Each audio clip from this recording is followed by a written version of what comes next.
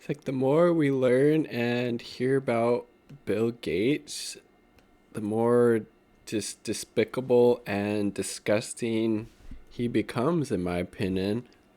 This is just another example, and there's a long list of them that we could go through, and this is just the latest, unfortunately. It's from Alan McLeod at Mint Press News. I'll link it down below. Poor nations left reeling after Bill Gates advised Oxford to ditch open source COVID vaccine. What a. Again, capitalism is the real virus. And this shit's just going to keep happening if we have this economic system that's built upon the premise of exploitation and accumulating as much wealth and power is rewarded instead of actually meeting the needs of the people. In this case, making sure they have access to the vaccines that they need and not privatizing it. Europe is reeling from shock news that biotech giant AstraZeneca will not be delivering anything like the number of vaccines it promised. The company informed EU officials that they would only be supplying 31 million doses to 27 EU countries, rather than the 80 million they had promised would arrive by the end of March. Italian PM Giuseppe Conte predicted that the news would reap enormous damage on the continent that has already sustained over 32 million confirmed cases and 703,000 deaths due to COVID-19, which is pretty nuts considering that the US has over 400,000 at this point. The Oxford AstraZeneca vaccine had been hailed last year as a miracle in the global fight against the coronavirus, primarily because the research team at Oxford University had promised to share the rights to its product with any and all drug makers, meaning that poorer countries could produce and inoculate their citizens at a price cost $3 to $4 per shot, a fraction of the price of those from Pfizer or Moderna. Last year, economist and drug patent reform advocate Dean Baker told Mint Press News, the Oxford vaccine is even more striking since the point was to pay researchers, but not to rely on patent monopolies to generate large profits. We ended up with a cheaper, better vaccine. It would be great if we could take away some lessons from the experience of vaccine development in this crisis and get away from the antiquated patent monopoly mechanism for financing research. Yes, completely agree, Dean Baker.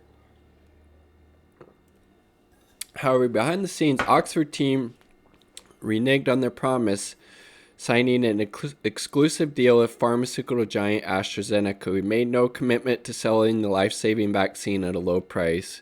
Even less well known is that the decision was taken at the behest of Microsoft co-founder Bill Gates. Jesus, what a fucking piece of shit ghoul. I mean, God, yeah, like the Italian PM said, this is going to have enormous consequences. We went to Oxford and said, hey, you're doing brilliant work, Gates said, but you really need to team up. The 65-year-old tech tycoon is a strong proponent of patents and spends much of his time shaping global health policy. Again, Gates and the Gates Foundation, huge, massive influence on the WHO. James Love, and not in a positive way.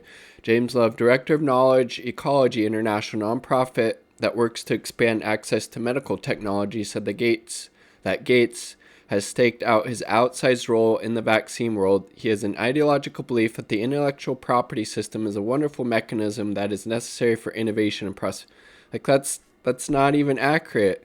Oxford seemed, from these reports, was well on the way to developing that COVID vaccine, and these developing countries, these poorer nations, would have been able to get it at a much cheaper rate. But then he was like, no, you got to team up with these pharmaceutical companies and, give them the rights to it because, well, just do it. I mean, Jesus Christ.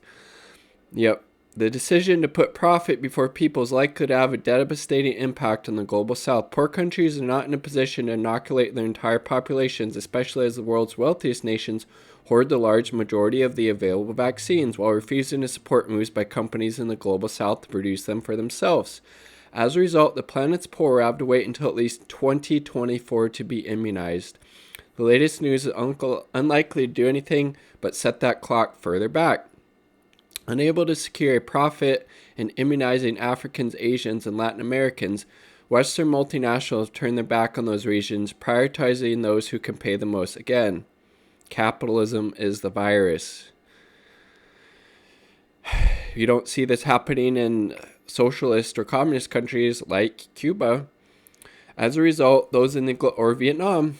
As a result, those in the global or China, those in the global South have turned to Russia and China for help, while Western media have dismissed these efforts as vaccine diplomacy and a charm offensive, while casting doubt in the Sputnik V vaccine, or 5 maybe, efficacy. Global opinion shows the Russians offering is actually the most trusted option. Hungary has broken with the EU laws and unilaterally ordered 2 million doses of Sputnik V for itself. Good job, Hungary.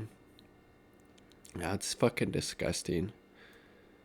Now AstraZeneca is failing to deliver and poor countries are struggling to keep demands. Thanks, fucking Bill Gates, you disgusting capitalist fuck. I mean, Jesus Christ.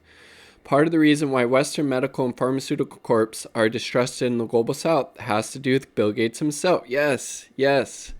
The Gates Foundation and the role at the WHO, they like to pawn off all of these really horrible medications that have been banned or illegal to use in the United States because of these horrible outcomes from using them, and they get pushed off on these global South countries. Case in point, 2009, the Bill and Melinda Gates Foundation oversaw a shadowy and illegal clinical trial of the HPV vaccine in India, where 23,000 poor girls aged 9 to 15 exposed to potentially lethal drugs without even the parents' consent, leading to 7 deaths.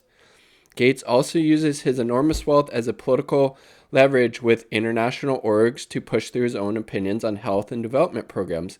As Foreign Affairs noted, few policy initiatives or normative standards set by the WHO are announced before they've been causally unofficially vetted by the Gates Foundation. So again, they're more or less, the Gates Foundation, Gates himself, are controlling the WHO. While one man essentially holding a veto on international policy is worrisome enough, Gates also holds many controversial opinions on these issues, making his power particularly, huge supporter of GMOs. Not good for the health, the soil health, the insects, the plants, the flora, the fauna. Also not good for people, not good for farmers being exposed to all of those chemicals that they're able to use on these GMO-ready crops. High rates of suicide, especially in India, with the people there who are farming GMO cotton. Vandana Shiva, look her up. She does a great job explaining why GMOs are so horrible. Gates is a huge proponent of them. Gates is now also the largest owner of farmland in the U.S. His foundation maintains a close relationship with the notorious Monsanto Chemical Corp, which it helped to gain a stronger foothold in Africa.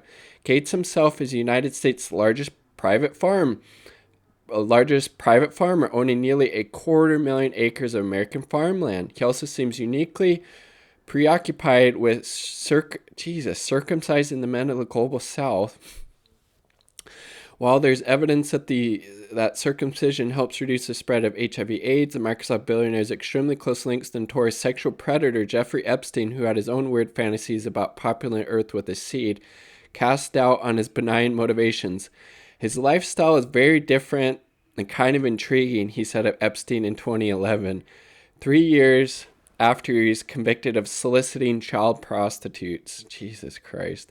The latest setback in the fight against the coronavirus can be directly attributed to the decision to jealously guard the vaccine's intellectual property, seeing as 14,000 people are currently dying every day from COVID-19.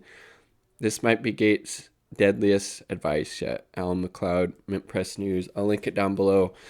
Again, we should not be idolizing or looking up to rich capitalists like Bill Gates, Elon Musk, anybody like that. They are a really disgusting symptom of capitalism that rewards unchecked greed and exploitation of both the planet and people themselves. And this is just another example of that. Him, advocating that Oxford ditch its open source, and now the people in the global south will be facing dire consequences as a result. Eat the rich. Capitalism is the real virus. Like the video if you like the damn video. Subscribe for more content. Peace. Much love. All part of the people.